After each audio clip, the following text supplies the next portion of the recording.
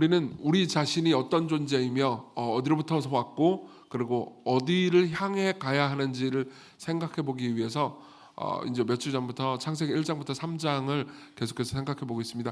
이 모든 내용들을 절별로 자세히 보지는 못하고 있지만은 그러니까 주요한 메시지들 내용들을 통해서 그러니까 우리가 나는 누구이며 어디로부터 왔는지 그리고 어디로 가야 하는지를 생각해 보려고 합니다.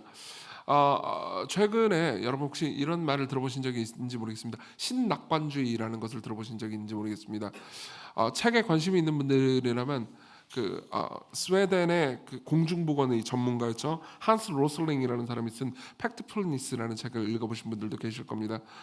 그 책의 주요 주제는 그러니까 이런 겁니다. 많은 사람들이 그러니까 인간이 되게 악하고 인간이 되게 나쁜 본성을 가지고 있고 그리고 세계가 점점 안 좋아지고 있고 그리고 이제 범죄나 이런 모든 것들이 그러니까 증가하고 있다라고 대부분의 사람들이 믿고 있지만 실제로 지표를 보면 팩트를 보면은 그 모든 것들이 오히려 좋아지고 있다. 그러니까 사실 인류는 나아지고 있다라는 이제 이야기를 하고 있는 거죠. 이런 이야기를 하는 사람들은 꽤 많습니다. 그러니까 한스 로슬링만 있는 게 아니에요. 아마 그 저기 생명공학이라든가 혹은 뭐 이런 진화과학 혹은 진화심리학 쪽에 관심 있는 분들은 스티븐 핑커라는 사람을 아시는지 모르겠습니다. 이분이 쓴 책 중에서 꽤 어마어마하게 두꺼운 책이 있는데요. 여기 이제 인간 본성의 선한 천사라는 제목의 책이 있습니다. 그것도 비슷한 이야기를 합니다.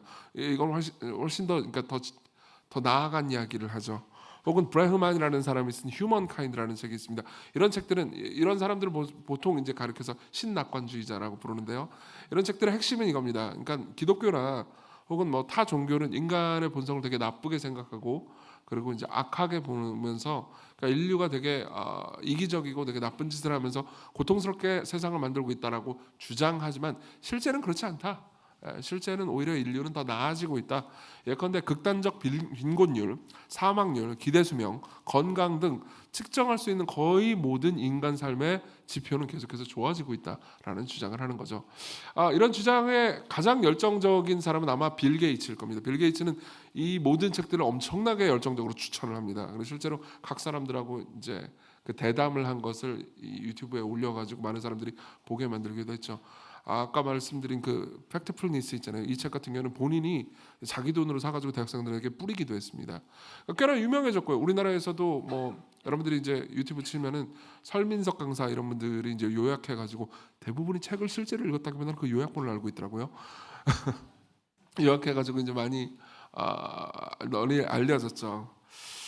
근데 사실 엄청난 비판을 받았습니다. 이 신낙관주의의 그 주장은요. 그러니까 그 비판의 내용이 기독교인들에게 받았던 비판이라기보다는 오히려 경제학자들에게 어마어마한 비판을 받았습니다. 대표적으로 제이슨 히켈 같은 사람이 있습니다. 이 사람은 무슨 말도 안 되는 소리야. 왜 니네들은 그러니까 잘된 지표만 보여주지? 그게 팩트라고? 라고 말하면서 오히려 이런 질문을 던집니다.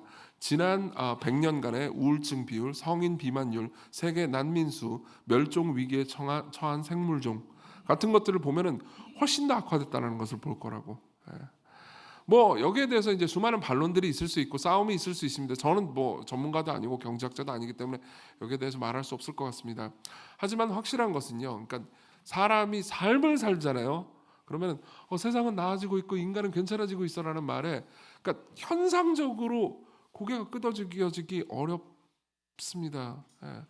뭐 지난주에 이어서 써먹고 있는데 노벨 문학상을 한강이 탔다는 건 뭘 의미할까요? 아시아 여성이 탔다는 것, 뭐 그런 것도 있죠. 근데 한강의 작품을 읽어본 사람이라면요, 아마 대부분 이런 걸 느낄 겁니다. 한강의 작품들의 특징이 뭔지 아십니까? 갑자기 자신이 없어지는데. 난 목사 딸인데. 어쨌든 읽어보긴 다 읽어봤습니다. 읽어보면서 느꼈던 특징이 뭔지 아십니까? 엄청나게 어둡다는 겁니다. 극사실주의입니다. 진짜로 사람들이 내면과 외면의 폭력성을 여과 없이 그려내죠. 그리고 그런 글들이 정말 많은 사람들에게 공감을 얻는다는 건요. 그러니까 사람들이 인간에게 문제가 있어라고 굉장히 많이 공감하고 있다는 거죠. 이런 내용의 그 생생한 산 증인 같은 사람이 있습니다. 그러니까 영국에서는 꽤 유명한 사람입니다. 비어트리스 웹이라는 여성이 있습니다. 이 여성은 그러니까 위인 같은 존재예요. 그 영국에서는 왜냐하면 현대 영국의 그 복지제도 거의 대부분을 창안하고 정착시킨 사람이기 때문입니다. 이 사람은 근본적으로 그러니까 인간 본성의 선함을 믿었습니다. 비어트리스 웹이 쓴 자서전이 있거든요. 그 자서전의 일부를 읽어드리죠. 들어보십시오. 1890년에 내 일기에 나는 인간 본성의 본질적인 선함의 모든 것을 걸었다라고 썼다. 그리고 35년이 지난 후 나는 우리 안에 악한 충동과 본능이 얼마나 영속적인지 그리고 그것들이 얼마나 변하지 않는지를 깨닫는다. 부와 권력에 대한 탐욕 같은 것들 말이다. 그것은 단순한 사회적 기계장치로는 결코 바꿀 수 없으며 우리는 인간 본성에 더 나은 것을 요구해야 하지만 과연 반응을 얻을 수 있을까? 어떤 과학이나 지식도 도움이 되지 않는다. 우리가 나쁜 충동을 억제하지 않는 한 우리가 더 나은 사회제도를 얻을 수는 없다. 이렇게 말합니다. 보십시오. 그러니까 처음에는 나쁜 놈들이 문제라고 생각했습니다. 대부분은 인간 본성이 선하다고 생각을 했던 거죠. 특히 약자들은 선하다고 생각을 했습니다. 약자들에게 다가가서 복지제도를 만들고 정착시키려고 노력했죠. 그런데 경험한 건 뭐죠? 똑같다는 거였습니다. 그리고 제도나 장치로는 이 모든 것들을 해결할 수 없다라는 것을 알게 된 거죠. 35년 동안 제도와 장치를 만들기 위해서 노력했던 사람의 증언입니다. 그러면 우리는 물어볼 수 있죠. 무슨 일이 벌어진 걸까요? 교회를 오랫동안 다니던 분들은요 똑같은 이야기를 교회에 적용할 수 있을 겁니다. 교회는 하나님 말씀 듣고 서로 사랑하라는 이야기 맨날 들으니까 천국 같아야 되지 않나요? 아니요, 우리는 그렇지 않은 교회에서 온 분들도 있을 거예요. 그리고 시공교회도 얼마든지 그렇지 않을 수 있다라는 것, 그리고 무엇보다 얼마든지 그렇지 않을 수 있는 상황으로 떨어질 수 있다는 것을 압니다.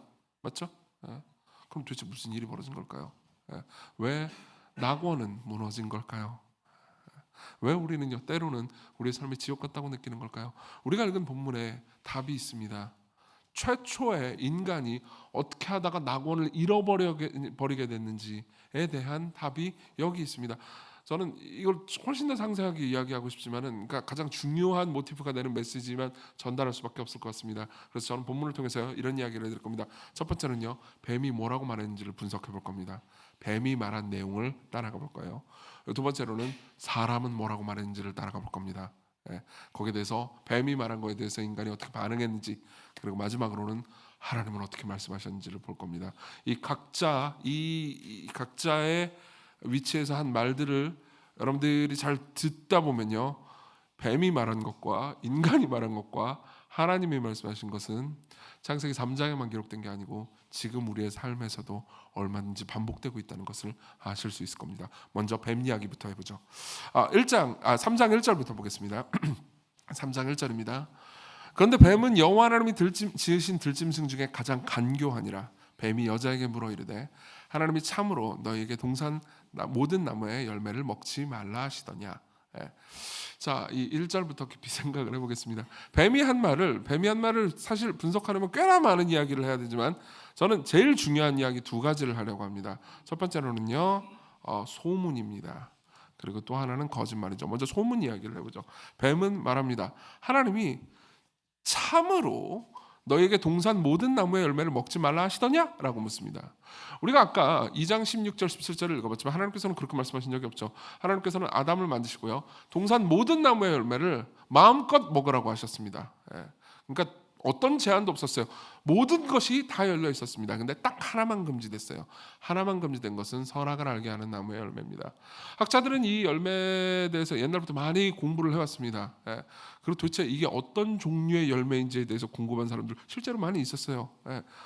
정말 어떤 사람은 이게 혹시 아보카도가 아닐까 이런 농담을 던지기도 했습니다.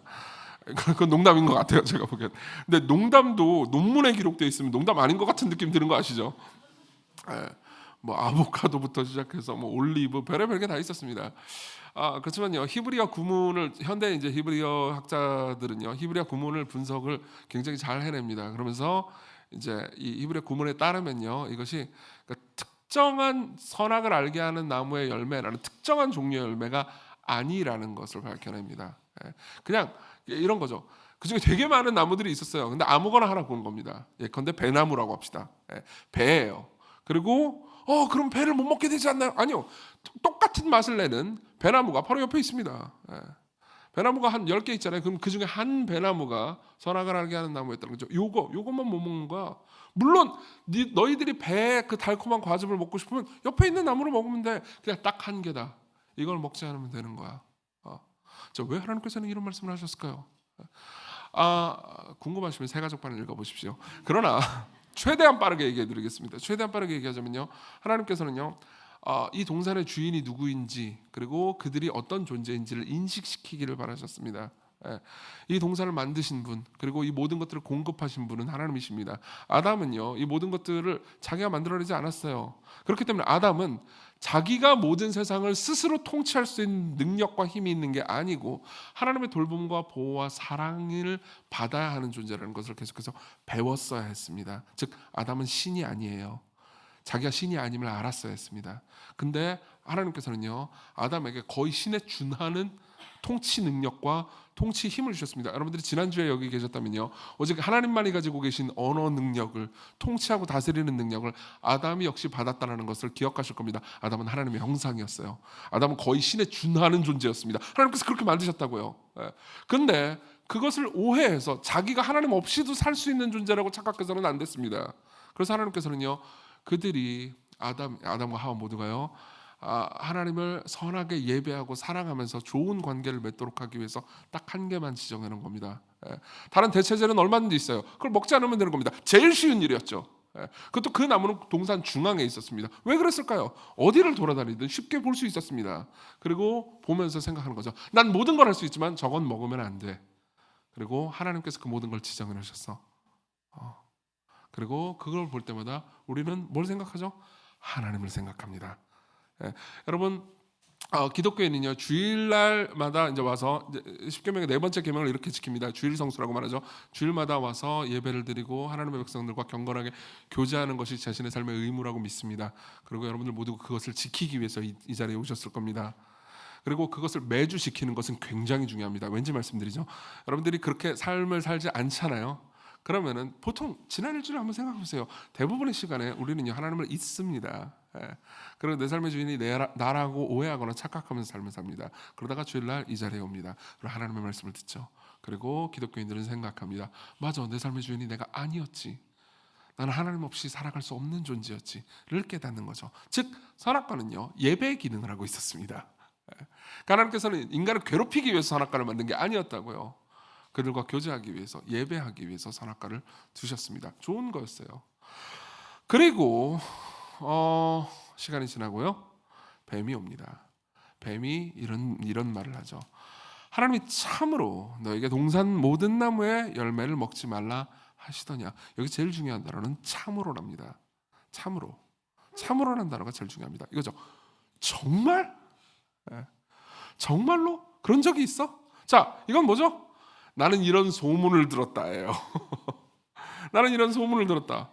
정말 아무것도 못 먹겠어? 물론 이 말은 거짓말입니다. 근데 하나님이 아무것도 못 먹게 했어 라고 말을 하잖아요. 그럼 그냥 명시적이고 노골적인 거짓말이 되죠.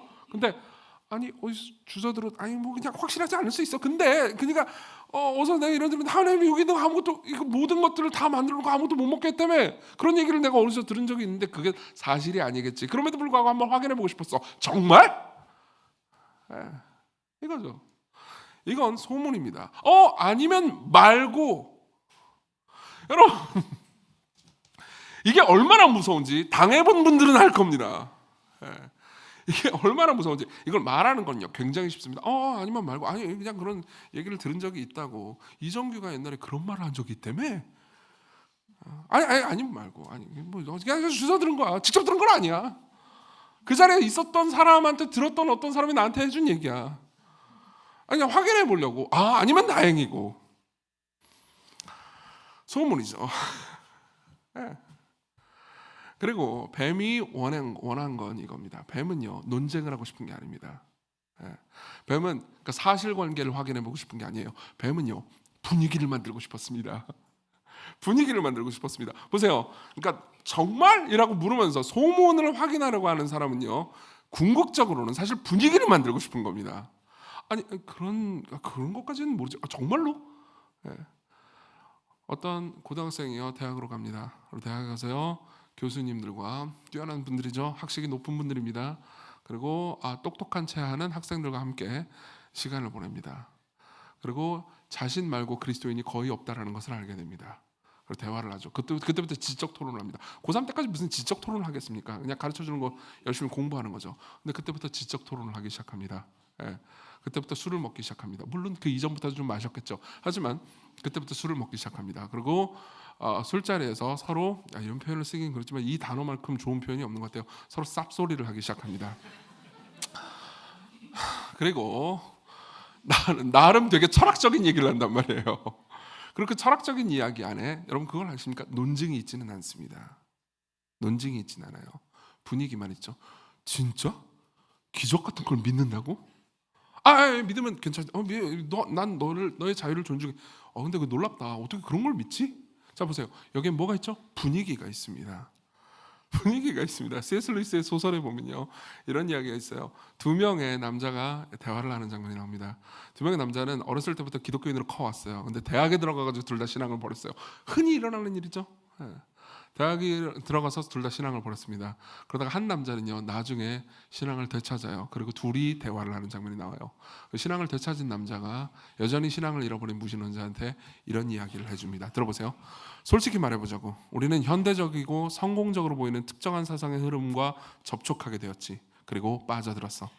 대학에서 우리는 자동적으로 좋은 점수를 받는 종류의 에세이를 쓰기 시작했고 박수를 받는 종류의 말을 하기 시작했네.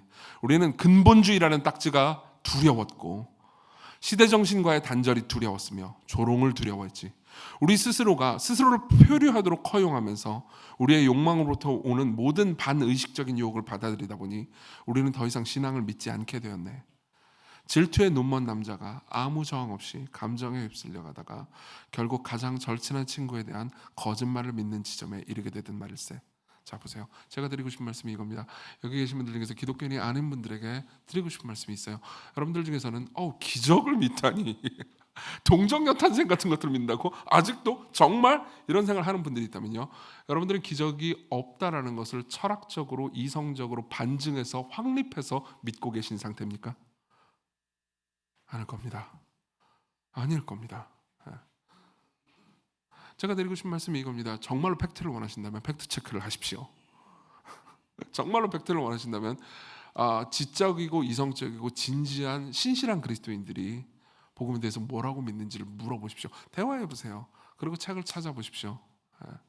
소문을 믿지 마십시오. 왜냐하면 소문은 항상 지옥을 만들어내니까요. 얼마나 많은 사람들이 아니면 말고 때문에 지옥을 경험했는지 모릅니다. 우리는 여기서 언론 이야기를 잠깐 안 할 수가 없습니다. 언론에서 던지는 질문들은 꽤나 유용합니다. 굉장히 중요한 질문들을 던지죠. 근데 언론은요 가끔 옛날에 우리나라도 그런 게 있었어요. 우지를 먹으면 인간이 죽는데요. 이런 방식의 우지 파동이라고 있었습니다. 1980년대에 있었던 거죠. 사실 안 죽습니다. 상관없어요.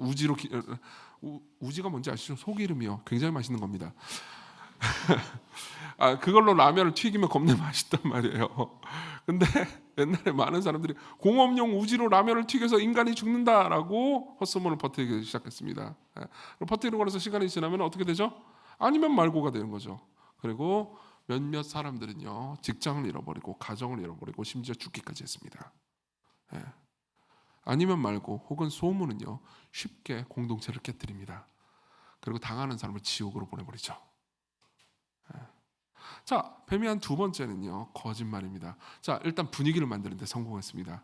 그 분위기에 어떻게 대응했는지 좀 이따 얘기해드리겠습니다. 분위기를 만드는데 성공했고요. 그리고 그 분위기에 넘어갔습니다. 그리고 그 다음에 빈 공간을요 나쁜 정보로 채우는 거죠. 우리 4절부터 5절을 같이 한번 읽어보도록 하겠습니다. 3장 4절 5절입니다. 시작. 뱀이 여자에게 이르되 너희가 결코 죽지 아니하리라. 너희가 그것을 먹는 날에는 너희 눈이 밝아져 하나님과 같이 되어 선악을 알게 줄 하나님이 아심이라. 이 구절만 해도 할 말이 너무 많습니다. 하지만 간략하게 요약해서 여러분들에게 전달해 드리고 싶습니다. 지금 뱀은 이렇게 얘기하는 겁니다. 신은 두려워하고 있어. 하나님은 두려워하고 있다고. 하나님이 너한테 잘해주는 것처럼 보였겠지. 그쵸? 막 존재하자마자 동산이 펼쳐져 있고 먹을 게 잔뜩 있고 그리고 나한테 사랑해주는 것 같습니다. 아담은요 하나님과의 교류가 있었다고요. 하나님과 교제할 수 있었단 말이에요. 그분의 말씀을 직접 듣는 것이 얼마나 달콤하고 기쁘고 아름다웠겠습니까? 근데 뱀이 오고요 정말 해가지고 분위기를 형성했습니다. 그리고 둘 다 정말이 아닌가? 라는 의심을 가지게 만드는데 성공했죠. 자, 분위기를 만들고 그 다음 얘기해 줍니다. 하나님은요, 뱀이 말하는 거예요. 그는 너희들을 괴롭히기 위해서 이걸 못 먹게 한 거야. 너희들이 이걸 먹잖아. 그러면 너희들은 신이 되는 거야. 근데 신은 너희들을 압제하고 싶어 해. 너희들을 고통스럽게 만들고 싶어 한다고. 그렇기 때문에 신은 너희들을 버리기 위해서 이 모든 것들을 못 먹게 한 거야. 너희들이 이걸 먹기만 한다면 너희들은 신이 될 수 있어. 여러분, 여기서 정말 많은 사람들이 오해하는 지점이 있습니다.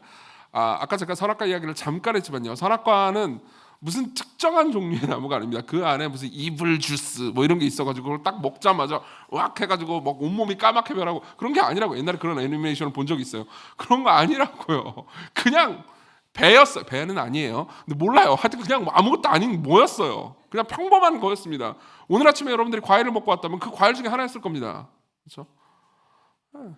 그리고 그냥 아무것도 아니었는데 이걸 먹으면 무슨 신비한 효능이 있을 거야라고 말하는 건 하나님이 아니고 뱀입니다. 그리고 너는 신처럼 될 거야. 노골적인 거짓말이었죠. 과학적이지도 않은 말이었고요. 그리고 사실 반전이 하나 있습니다. 사람들이 창세기 3장을 읽을 때마다 사람들이 오해하는 지점이 있습니다. 여러분, 그걸 알고 계십니까? 원래 하나님의 계획도 인간이 신이 되는 거였다는 걸?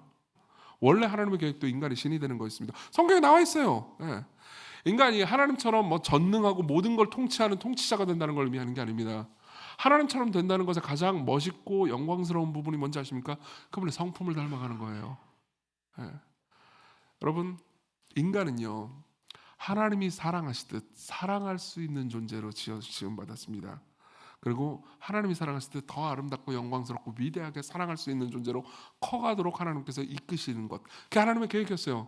실제로 나와 있습니다. 베드로후서 1장 4절에 보면요, 이로써 그 보배롭고 지극히 큰 약속을 우리에게 주사 이 약속으로 말미암아 너희가 정욕 때문에 세상에서 썩어질 것을 피하여 그다음 신성한 성품에 참여하는 자가 되게 하려 하셨느니라.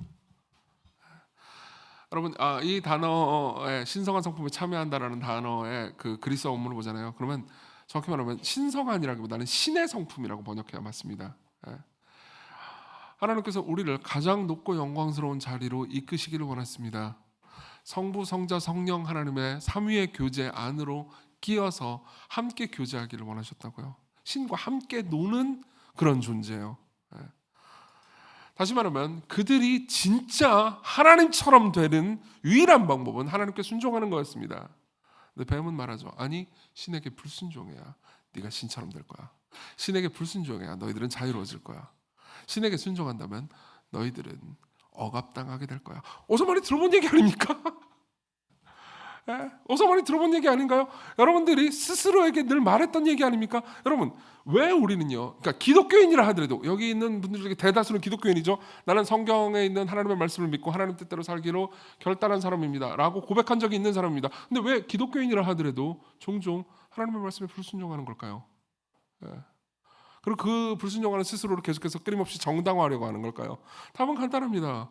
하나님께서 나에게 선하셔서 나를 사랑하셔서 이런저런 명령을 하시는 거라고 생각하지 않기 때문입니다. 자, 예를 한번 들어보겠습니다. 어떤 예를 들까 고민하다가 이거보다 더 나은 예를 찾을 수가 없을 것 같습니다. 왜냐하면 항상 돈은 우리의 마음을 정확하게 밝혀주기 때문이죠. 자, 제가 오늘 설교 주제는 헌금 설교가 아니에요. 걱정하지 마세요. 그러나 언젠가 할 수 있습니다. 들어보십시오. 제가 헌금 설교를 했다고 합시다. 네. 1시간 내내 거의 50분 넘게 계속해서 헌금에 대한 이야기를 하는 거예요. 50분 내내 이런 식으로 채우는 거죠. 왜 여러분들이 헌금을 안 하는지 마음을 막 밝혀냅니다. 그리고 그 마음 안에 무슨 우상숭배적 동기가 있는지 맨날 하는 짓이잖아요. 그래서 막 합니다. 여러분들은 들은 얘기도 있고 안 들은 얘기도 있지만 마음에 뭔가 들키는 장면도 듭니다. 그리고 나서 이 모든 것들을 다 종합해서 헌금을 해야 됩니다. 근데 여러분들이 왜 헌금을 못하는 줄 아세요? 이런 동기가 있습니다. 그런데 그리스도께로 오십시오. 그리고 끝내겠죠 뭐. 자, 보세요. 근데 잘 들어보십시오.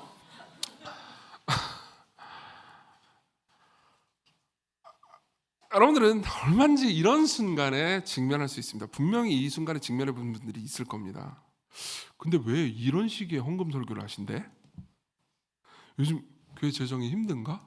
그래서 들은 얘기인데 정말로 교회 재정이 힘든가? 자 보세요. 여기에 소문이 있습니다. 그렇죠? 소문이 있습니다. 아니 무슨 문제가 있다던데 여기에 거짓말이 있습니다. 그렇죠? 그럼 생각하게 되죠. 대놓고 그리스도인들 중에서 대놓고 하나님이 우리를 괴롭히기 위해서 헌금을 내라고 하셨어 이렇게 말하는 사람은 거의 없어요. 대놓고 저 교회 목사가 무슨 꿍꿍이를 가지고 있나 보다 라고 생각하는 거죠. 진짜로 꿍꿍이를 가질 수도 있습니다. 저도 죄인이에요. 저도 나쁜 놈일 수 있죠. 하지만 여러분들이 목회자의 설교가 성경적인지 아닌지를 판단하는 건 그냥 성경만 보면 됩니다. 여러분들은 사람의 마음까지 몰라요. 그렇죠? 여러분들이 이렇게 말할 수 있습니다. 저 인간이 우리를 어떻게든 통제하려고 저런 설교를 하는구나. 우리를 어떻게 컨트롤하려고 저런 설교를 하는구나. 자 보세요. 이때 사람의 마음에 무슨 일이 일어나는지 아십니까? 여러분들만 그렇다는 게 아닙니다. 저도 그런 일이 일어납니다. 저는 사실 어떤 의미에서 그런 일을 더 많이 하는 경향이 있습니다. 내가 저 사람의 마음을 알았다고 생각합니다. 그리고 그때 사실 그 사람은 신의 자리에 올라간 겁니다. 여러분 사람의 마음을 아는 분은 하나님밖에 없어요. 사람의 마음을 아는 존재는 하나님밖에 없다고요. 근데 우리는 저 사람이 저런 말을 하고 저런 행동을 하고 저렇게 한 걸로 봐서 저 사람은 안에는 저런 마음이 있었을 거야. 저런 마음이 있었기 때문에 저 사람이 나한테 좋은 걸 명령했다 하더라도 저 마음은 불순한 거기 때문에 나는 거절하겠어. 보세요. 얼마나 깔끔합니까? 이게 뱀이 했던 짓이에요. 그리고 이것이 세상을 지옥으로 만드는 가장 쉬운 방법입니다. 소문과 거짓말. 여러분 지난 한 주 동안 삶을 살면서 인간관계 때문에 가장 고통스러운 경험이 있다면 그 근원이 뭡니까? 소문과 거짓말입니다. 여러분 니체가 왜 종교를 거절했는지 아십니까? 답은 간단합니다. 모든 진리 주장은 권력 노름이다 라는 거죠. 어떤 윤리든 좋은 말을 한다 하더라도 그리고 어떤 믿음이든 뭐 어떤 신앙 시스템에 대해서 이야기를 한다 하더라도 어떤 사람이 신앙을 이걸 믿어야 합니다 라고 말하거나 혹은 이렇게 살아야 합니다 라고 말할 때 그 사람의 마음은요, 그러니까 그 모든 진리 주장, 이건 옳다라는 주장은요, 사실상 일종의 권력 노름이라는 거죠. 더 높은 위치에 서서 다른 사람들을 통치하기 위해서, 다스리기 위해서 가지고 있는 권력 노름에 불과하다는 겁니다. 그게 종교를 거부한 니체의 가장 큰 이유였습니다. 근데 재미있는 게 있죠. 모든 진리 주장은 권력 노름에 불과하다라는 말은 권력 노름입니까? 아닙니까? 니체에 따르면요. 우리는 왜 그럼 니체의 말을 들어야 합니까? 이해하십니까?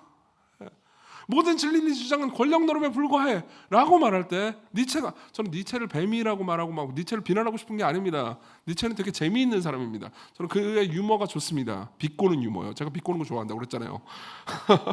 근데 보세요. 니체를 비난하고 싶은 게 아닙니다. 제가 니체의 이런 말에 슬픔 혹은 분노를 느끼는 가장 큰 이유는요. 그런 자신이 사람의 마음을 다 안다고 생각했기 때문입니다. 그때 인간은 신이 되죠. 저 사람이 저렇게 한 말은 저런 의도 때문일 거야. 저 사람이 저렇게 한 말은 이런 것 때문이야 라고 말할 때 우리는 신의 자리에 올라섭니다. 그때 교만이 내 마음 가운데 자리 잡은 거죠. 많은 사람들은 오해합니다. 선악과를 따먹고 그 안에 있는 이블 주스가 왁 해가지고 나와가지고 그때 타락한 거라고요. 그게 원죄라고 오해합니다. 아니에요. 원죄는요 이미 선악과를 따먹기 전에 들어와 있었습니다.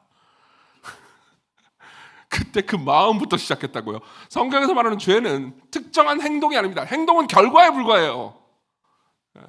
여러분 제가 왜 설교를 할 때 항상 행동에 대해서 막 이것저것 하면서 너네들이 그렇게 행동을 하면서 이따구로 살다니 그러면서 화를 내지 않는 이유가 뭔지 아십니까? 물론 겁쟁이이기 때문이기도 합니다. 화를 내면 여러분들이 저를 싫어할까 봐요.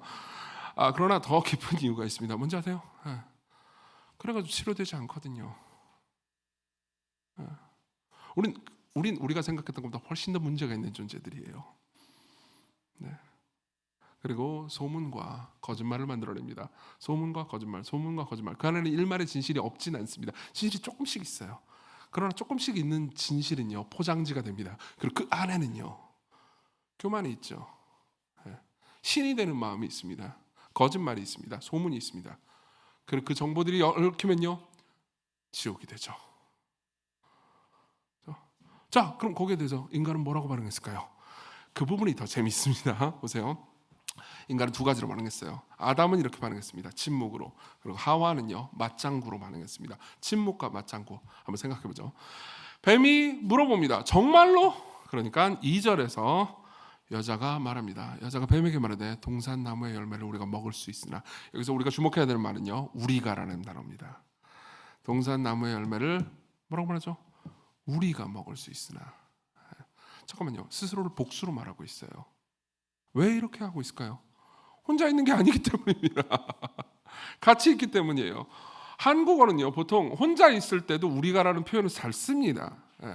근데 히브리 문법에서는요, 우리가라는 표현을 쓸 때 정교하겠습니다. 그러니까 하와가 혼자 있었으면요, 내가라고 말했을 거예요. 근데 하와는요, 우리가라고 말합니다. 사실 뱀도 물어봤어요. 너희에게라고 물어봅니다.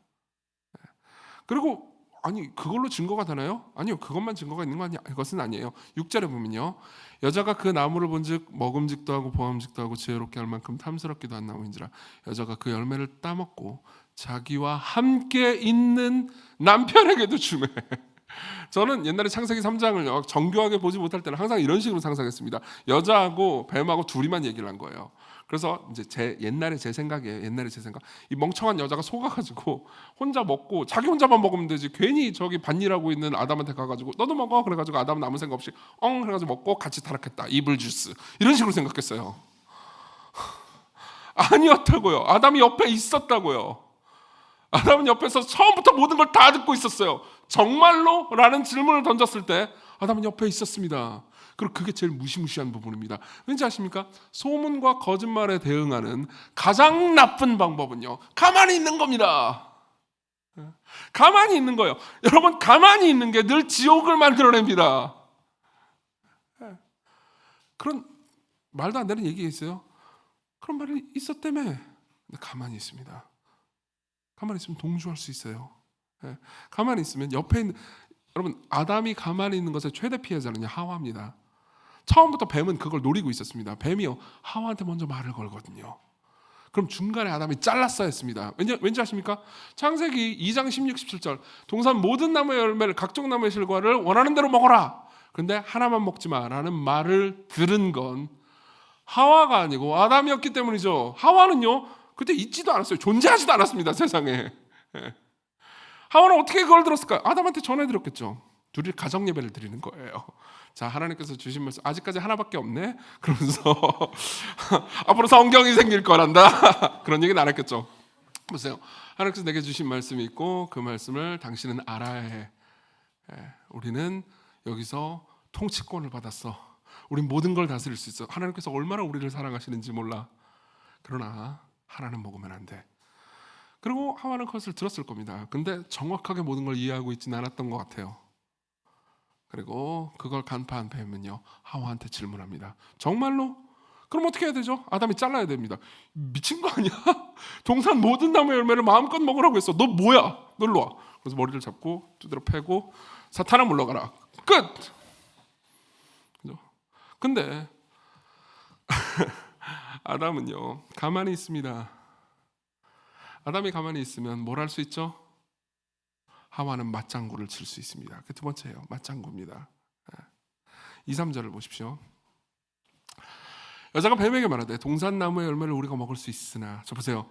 일단은 반대한 것처럼 보입니다. 일단은 팩트 체크를 한 것처럼 보입니다. 근데 제가 이 부분 하도 설명해서 아는 분들은 아실 겁니다. 3절에 보면요, 이렇게 대답해 주죠. 동산 중앙에 있는 나무의 열매는 하나님의 말씀에 너희는 먹지도 말고 만지지도 말라, 너희가 죽을까 하노라 하셨느니라. 여기서 두 가지 일이 일어납니다. 하나는 뭐죠? 만지지도 말라라는 단어의 추가입니다. 그리고 또 하나는 뭐죠? 죽을까 하노라. 실제로 진짜로 죽는다고 그랬거든요. 근데 죽음의 위협, 그러니까 불순종한 것에 대한 위협은 감소시킵니다. 죽을 수도 있고 아닐 수도 있고. 그리고 하나님의 명령을요, 훨씬 더 가혹하게 만들어 버리는 거죠. 하나님 말씀을 훨씬 더 가혹하게 만드는 증거가 뭔지 아십니까? 하나님께서는 먹지만 말라고 했습니다. 만져도 돼요. 항상 저는 제가 만일 에덴 동산에 있었으면 그 선악과를 어떻게 가지고 놀았을지를 상상해 봅니다. 옛날에 가끔 뭐 그런 얘기 했잖아요. 뭐 이거 가지고 야구를 해도 되고 이걸 갈아가지고 피부에 발라도 되고 뭐 이런 얘기 많이 했잖아요. 저는 이렇게 썰어가지고 장식품도 만들고 그랬을 것 같아요. 어차피 과일이잖아요.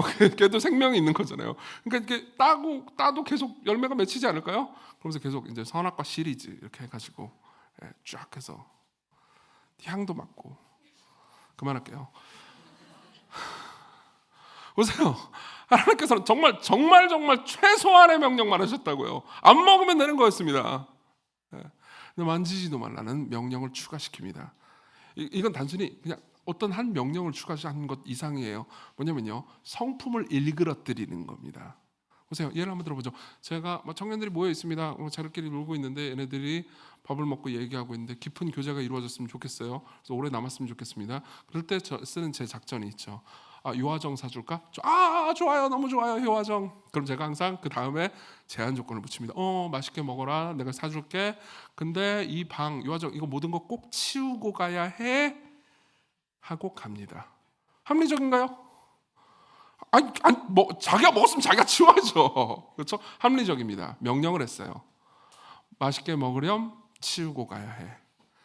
그러고 나서 그 이야기를 못 들었던 친구가 있습니다. 화장실 가느라. 그리고 그 안에 제 이야기를 들었던 사람이 그 이야기를 못 들었던 사람한테 이렇게 말한다고 합시다. 목사님 요화정 사줬어. 와! 그리고 잘 치우래. 그리고 잘 치우고 나서 목사님 구두도 닦아놓으래. 자, 보세요. 여기서 듣는 사람은 왜? 이렇게 되죠. 실제로 심리적으로 하와에게 일어났던 일이 이거예요. 뱀은 이렇게 말한 겁니다. 하나님은 널 안 사랑해. 널 조종하려 할 뿐이야. 그리고 하와는 말했습니다. 만지지도 말라라는 말을 추가함으로써 맞아. 조종하려 할 뿐이야. 맞장구를 쳤죠. 그리고 무슨 일이 일어났는지 아십니까? 7, 8절을 같이 봅시다. 아마 성경 전체에서 제일 비극적인 부분일 겁니다. 7, 8절. 이에 그들의 눈이 밝아져 자기들이 벗은 줄을 알고 무화과나무 잎을 엮고 치마로 삼았더라. 그들이 그날 바람이 불 때 동산에 거니시는 여호와 하나님의 소리를 듣고 아담과 그의 아내가 여호와 하나님의 낯을 피하여 동산 나무 사이에 숨은지라. 보세요. 여러분들은 이상하게 느껴질 수도 있습니다. 왜냐하면 벌써 먹었잖아. 신나게 먹고 그리고 갑자기 왜 뜬금없이 자기들이 벗었다라는 걸 알고, 이게 되게 모든 게 뜬금없어 보이지 않나요? 자기들이 갑자기 무화과 나무 잎으로 옷을 만들질 않나? 그래서 사람들이 오해하는 경우도 많아요. 옷은 타락한 사탄의 일이다. 진짜 이렇게 오해한 사람들이 있었어요. 그래서 어떤 이단 종교 중에서는 옷을 벗고 다니는 이단 종교도 있었습니다. 진짜라고요. 그런 정도였어요. 그러니까 완전히 오해한 거죠. 지난주에 제가 잠깐 말씀드렸지만요, 이거였습니다. 그러니까 옷을 벗었지만 부끄러워하지 않았다라는 말씀 있죠. 지난주에 우리가 봤죠. 그 말은요, 그러니까 앞으로 죽을 때까지 영원 무궁토록 복식 생활을 하지 않는다라는 의미가 아니에요. 그 말은 이런 의미였습니다. 서로 모든 것을 다 내어 보여도 안에 있는 속에 있는 생각까지 다 까발려봐도 서로에게 부끄러울 것이 없었다는 거예요. 서로는 서로를 완전히 신뢰할 수 있었습니다. 자, 그리고 뱀이 들어왔습니다. 뱀이 소문과 거짓말로 농락했죠. 그리고 거기에 대해서 아담과 하와는 침묵과 맞장구로 응답했습니다. 자, 그리고 뱀은 떠나요. 둘이 남습니다. 그리고 서로를 보죠. 여러분, 이럴 때가 있지 않습니까? 내가 정말 친했던 어떤 사람이 같이 길거리를 저는 실제로 이런 걸 경험한 적이 있습니다. 정말 친했던 어떤 자매분이었어요. 누나였어요. 그리고 되게 조곤조곤 말씀하시는 그런 분이었어요. 진짜예요. 그러고 나서 같이 길거리를 걸어가는데 무슨 일이 일어났고 아마 물이 튀었던 그런 거예요. 근데 그분이 그 숫자 18 욕을 정말 찰지게 하시는 거예요. 아이야 이러면서 저는 옆에서 으악. 그러고 나서 무슨 일이 발생했는지 아십니까? 잠깐만, 이 누나가 뭐지? 보세요, 무언가를 보았습니다. 저는. 그리고 그 누나는 심히 부끄러워했습니다. 마치 옷이 발가벗겨진 것처럼. 그리고 저도 부끄러워. 물론 제가 이제 우리는 다 죄인이고 원죄 자녀들이고 이런 헛소리들을 해댔지만요, 둘 다 부끄러워졌죠. 뭔가 무화과 나무 잎이라도 있으면요 가리고 싶었습니다. 자, 그 일이 일어난 거예요. 보세요, 아담과 하와가 뱀하고 신나게 대화를 했습니다. 재미있는 뒷담화였죠. 하나님을 향한 뒷담화요. 그리고 뱀이 갑니다. 그리고 알게 돼요. 아담과 하와는 서로가 서로에게 소문과 거짓말을 할 수 있는 존재라는 걸 깨닫게 됐습니다.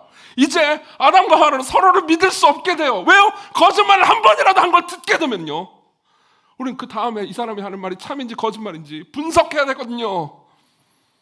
나도 거짓말을 할 수 있는 존재가 됐고 상대방도 거짓말을 할 수 있는 존재가 됐습니다. 이제 상대방이 하는 말을 100% 믿을 수가 없게 돼요. 자, 이때 낙원이 잃어버린 바 됐습니다. 이때 지옥이 찾아온 거죠. 여러분, 죄라는 게 무슨 의미인지 아십니까? 죄가 얼마나 인간을 끔찍하게 망쳐놨는지 보이십니까? 여기에는요, 살인도 없습니다. 간음도 없습니다. 끔찍한 무언가가 하나도 없다고요. 근데 바로 다음 장으로 넘어가잖아요. 그럼 살인이 등장합니다. 친족 살인이 등장한다고요. 4장 전반부에 보면요, 형제가 형제를 죽입니다. 그리고 4장 후반부에 보면요, 아버지가 자녀를 죽입니다.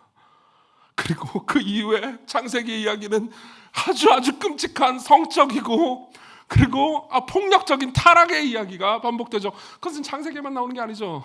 한강 소설을 다시 읽어보십시오. 여러분, 그녀는 그리스도인이 아닙니다. 하지만 그녀가 담는 세계 안에는요, 이 이야기들이 다 있습니다. 아니, 그녀만 이 얘기를 하는 것이 아니죠. 인류 역사 가운데 모든 문학과 모든 절망의 시들은요, 다 죄를 담고 있습니다. 우리도 몰라요. 그리고 우리는 알게 되죠. 서로가 서로를 볼 때 부끄럽습니다. 왜 여러분들은 저를 의심할까요? 왜 저는 여러분들을 의심할까요? 왜 부부끼리도 서로 의심하는 걸까요? 왜 우리는요, 소문과 소문을, 거짓말과 거짓말을 계속해서 믿거나 거부하거나 상처를 받거나 상처를 주는 걸까요? 왜 우리는 확인도 되지 않은 팩트를 그토록 신뢰하는 걸까요? 왜 그 가운데서 왜 우리는 기뻐하고 있는 걸까요? 왜 그리고 우리는 누구에도 완전히 마음을 열어 보이는 것을 부끄러워하는 걸까요? 왜 우리는요, 내 안에 있는 모든 생각들이 다 들켜버릴까 봐 두려워하는 걸까요? 왜 우리는 언제나 방어막을 치고 있는 걸까요? 낙원을 잃어버렸기 때문입니다. 자, 그럼 마지막으로 넘어가죠. 하나님은 어떻게 말씀하셨을까요?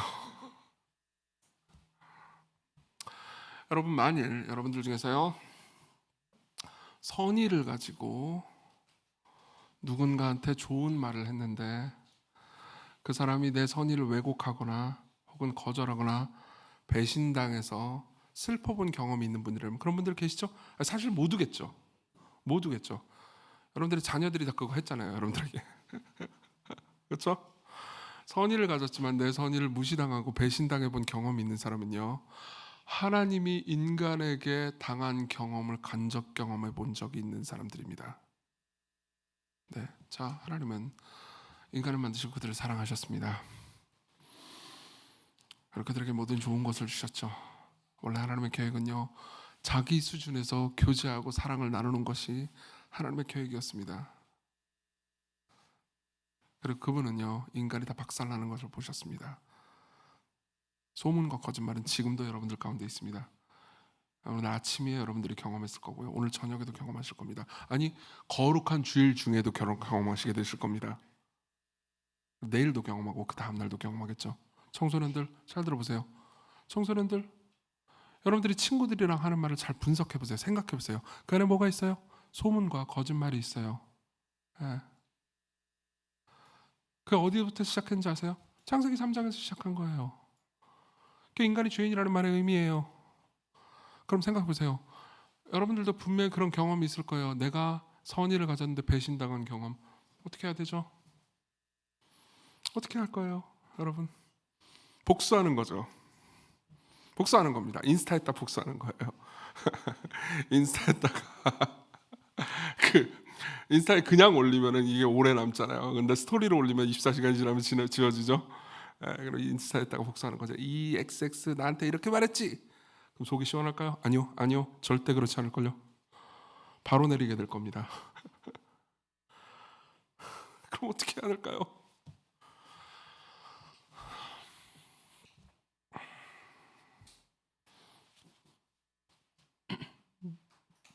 8절. 그들이 그날 바람이 불 때 동산에 거니시는 여호와 하나님의 소리를 듣고, 저는 이 동산에 거니시는 여호와 하나님의 소리를 듣고라는 말이 저는 성경 전체 제일 슬프고 제일 아름답고 그리고 제일 영광스럽게 느껴집니다. 그분은 동산으로 들어오셨습니다. 그리고 말씀하시죠. 여호와 하나님이 아담을 부르시며 그에게 이르시되 네가 어디 있느냐? 다음 주에 이 이야기를 더 자세히 할 수밖에 없습니다. 다음 주에도 꼭 와주세요. 제발. 제발요. 저는 여기에 대한 하나님의 응답을 다음 주에 더 길게 얘기할 수밖에 없습니다.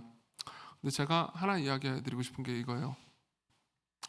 그분은 동산으로 들어오셨습니다. 예. 그러면 그 모든 것을 보면서 동산을 한꺼번에 끝내실 수 있었습니다. 내가 만든 거에 버그가 끼었군. 리셋!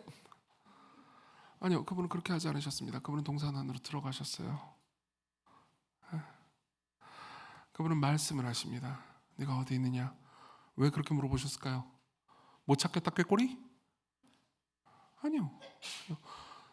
너는 네가 마땅히 있어야 될 자리를 이탈했노라. 넌 지금 어디 있느냐? 여러분, 이게 모든 인간이 스스로에게도 던지는 질문이라는 것을 알고 계십니까? 삶은 마땅히 이래야 할 것 같습니다. 결혼은 마땅히 이래야 할 것 같습니다.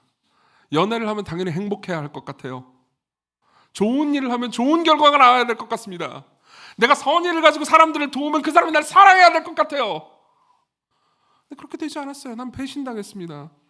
그럼 스스로에게 묻습니다. 난 도대체 어디 있는 거고, 난 도대체 무엇이며, 도대체 왜 우리는 서로를 믿지 못하게 됐는지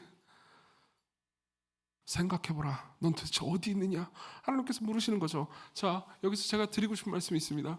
하나님께서 이때 들어오실 때, 그분이 이때 그 동산으로 들어오지 않으셨으면 안 당하셔도 될 일을 그분은 동산으로 들어오심으로써 당하셔야 될 일이 있었습니다. 여러분 보세요. 제가 농담으로 이런 얘기를 하는데요. 저는 이제 2022년에 신촌 개척을 마음을 먹고 그다음에 23년에 신촌을 실제로 개척을 했죠. 그리고 그 이후에 이제 1년 반이 지났습니다. 굉장히 감사하게도 하나님께서 아름다운 열매들을 주셨어요.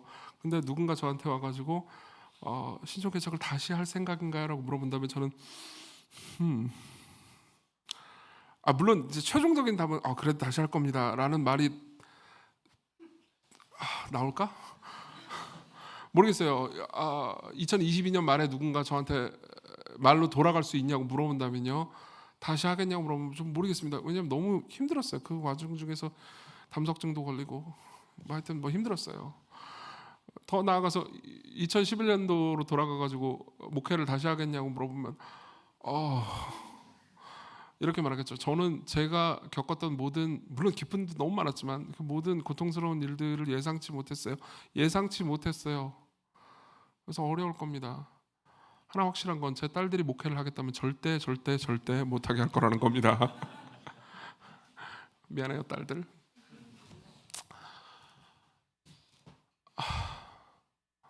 예, 우리는 무엇을 할 때 예측하지 못하죠. 그것을 하면 우리에게 겪을 일을. 결혼하면 힘들 수도 있어. 그래도 결혼을 합니다. 어제도 결혼했잖아요. 한 커플이 신나게 결혼하더라고요. 그래서 속으로 생각했죠. 너무 감동적인 결혼식이었어요. 정말로 너무나 감동적인 결혼식이었습니다. 그리고 수많은 일들을 겪겠죠.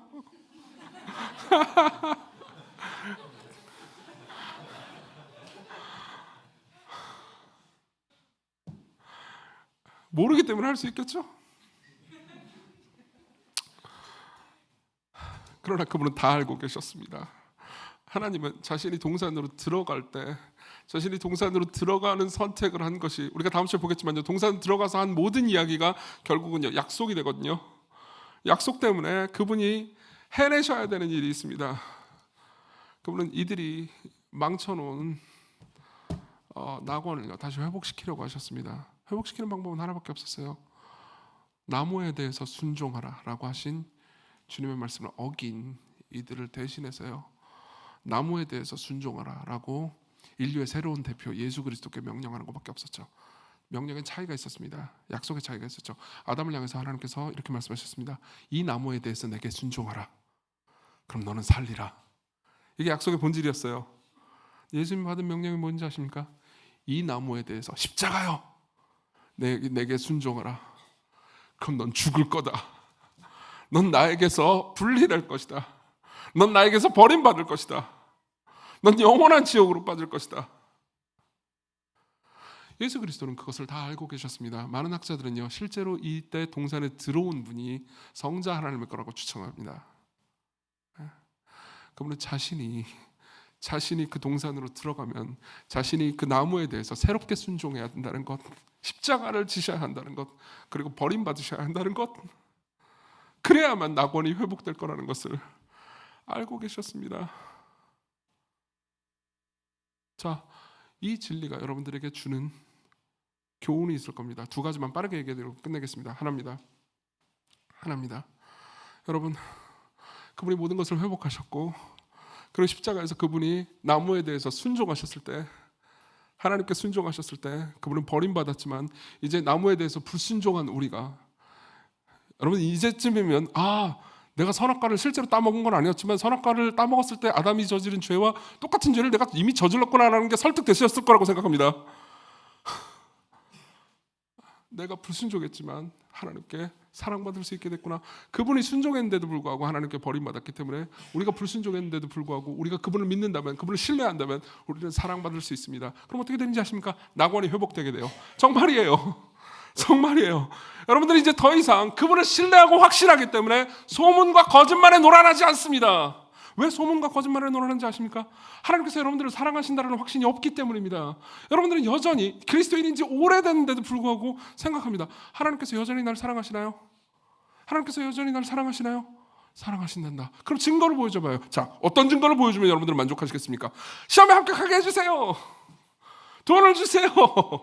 내게 아이를 주세요. 건강을 주세요. 좋아요. 하나님께서 그걸 주신다고 합시다. 그럼 여러분들은 죽을 때까지 확신할 수 있을까요? 아니요.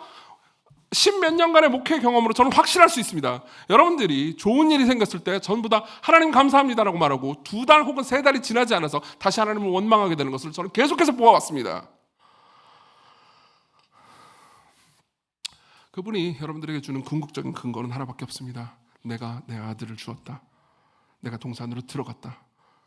내가 동산으로 들어가서 타락한 동산을 회복시켰다. 그분이 겟세마네 동산으로 가셨을 때 새로운 동산이죠.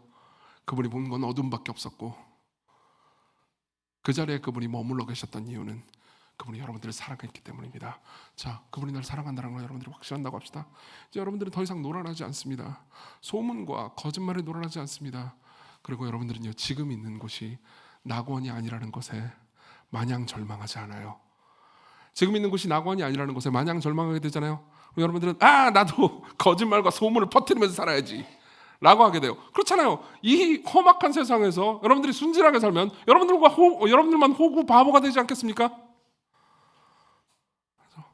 근데 여러분들이 정말로 하나님이 날 사랑하고 계시고 낙원을 반드시 회복시키실 거야 라고 믿는다면요, 여러분들은 소문에 침묵하지 않습니다. 거짓말에 맞대응하지 않아요. 여러분들은 진실을 붙잡습니다. 그럼에도 불구하고 사람들을 사랑할 수 있어요. 절망은 여러분들을 정복하지 못합니다.